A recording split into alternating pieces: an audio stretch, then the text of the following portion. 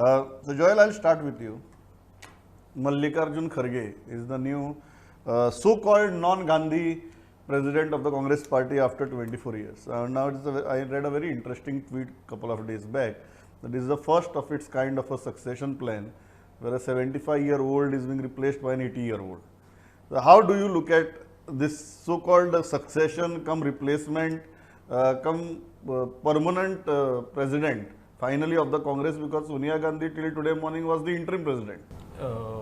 If you look at it at the change which the Congress is effected, it's a very good change because they needed some direction because now for so many years there is a kind of a vacuum there where nobody knows what is the leadership, what is the Congress leadership. Wherever you go in the states, any states, they are talking again and again of a failure of the leadership. Now you have some leader. Now the question here is whether the new leader, on whom we can dump the failures. Yeah. So whether this new leader will still work under the shadow of the Gandhis, because he is completely a loyalist of the Gandhis. Whether he will have his own kind of a setup where he will bring those kind of changes which he wants to bring, and whether he'll be that bridge between the factions, the G23 and others, where he can bring them together on a common platform and bring about unity in a Congress, and if that can be a change that the Congress is looking forward to in this new leadership. पांढरे म्हाका आज एकट्यान बरो एक joke सांगलो. येवन पाहिलं की अशें म्हणटात की हो 24 वर्सां उपरांत गांधीच्या घरा भायलो प्रेसिडेंट.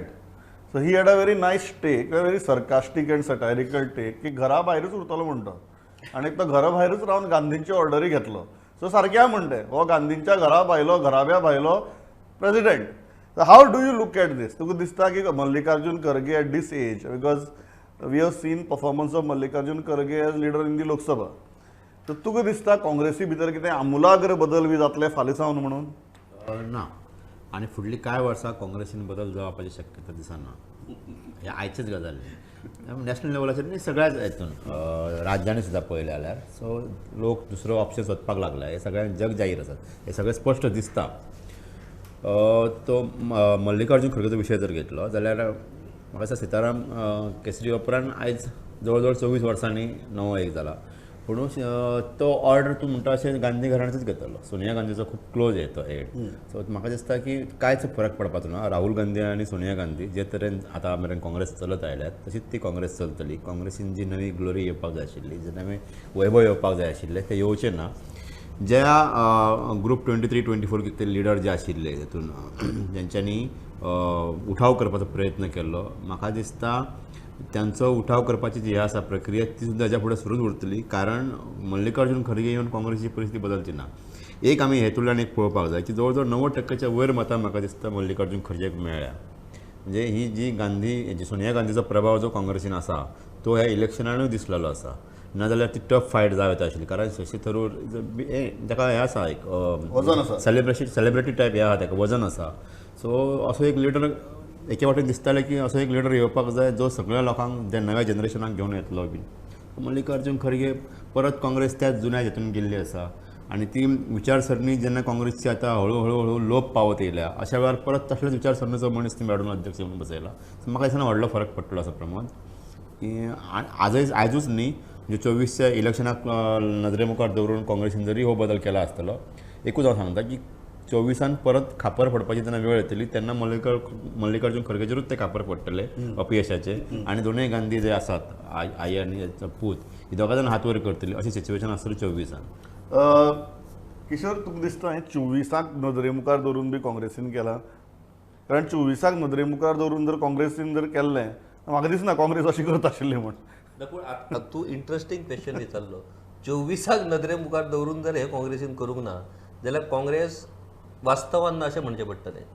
फक्त काँग्रेसीक अध्यक्ष नवीन जाय बिगर गांधी घराण्याचो इतल्या पुरतीच हो विशय मर्यादीत आसा काय कितें तर ना. काँग्रेसीचो मेन टार्गेट आसा तो म्हणजे भाजपाक सत्ते पासून खाली देंवप आनी परतून एकदा सत्तेचेर वचप. आतां तूं जसो इंट्रस्टींग क्वेश्चन विचारला की मल्लिकार्जून खरगेची जी निवड जाल्या ती 2024चे इलेक्शन धरून जाला काय कितें, तर म्हाका दिसता की जशें म्हाका दिसता पांडुरंगान वेवस्थीत पद्दतीन तो विशय एक्सप्लेन केल्लो आसा की काँग्रेसाचे सगळ्यात व्हडलो ड्रॉबॅक कितें की ताणी अजून केस स्टडीच करूंक ना बीजेपीची की बीजेपीक जर टॅकल करतलो जाल्यार आमकां आतां कशा पद्दतीची स्ट्रॅटजी करची पडटली, कशा पद्दतीन आमकां लोकांचे एक्सेप्टन्स मेळटले. यूथ जो प्रामुख्यान आयज काँग्रेसी बरोबर ना त्या युथांक आमी आमच्या कडेन जर आयज एट्रॅक्ट करतले जाल्यार आमकां कसली स्ट्रॅटजी घेवची पडटली हाचो कसलोच विचार म्हणटात तो ह्या काँग्रेसीच्या अध्यक्षपदाच्या निवडणुकीन म्हाका गेल्यार दिसूंक ना. आनी एक इंट्रस्टींग पॉयंट प्रमोद म्हाका खास उल्लेख करपाचो आहा ती जेन्ना रिजल्ट वाचलो तेन्ना ऑलमोस्ट 419 कितें तरी मतां इनव्हॅलीड म्हाका दिसली. म्हणजे काँग्रेसीच्या प्रेसिडेंटशिपीच्या इलेक्शनाक सुद्धा जर इनव्हॅलीड मतां पडपाक लागली जाल्यार त्या काँग्रेसीक कोण आनी आतां कसो सुदरायतलो हो म्हाका प्रश्न पडटा. Joel, do you seriously feel that Mallikarjun Kharge can attract new generation, new voters towards Congress when the existing voter base of the Congress is slowly getting dissipated? See, basically they wanted to make it a democratic exercise. Basically they wanted to get this leadership out of the Gandhis. So basically they were all the time they were under this criticism of having family Raj and all. So they have done away with that family Raj by appointing Kharge as the next this thing. Having said that, now you are no better off. It looks like the Gandhis were just looking at a scapegoat, a person whom they can dump all their failures and he will move on. The first comment which Rahul Gandhi has made is saying that the new president will decide where to deploy me. I mean, that is the statement a former president is making. So it's a very sad scenario where they have clearly not, as you've said, they don't have a strategy in place to tackle the BJP right now, because the BJP is riding very high.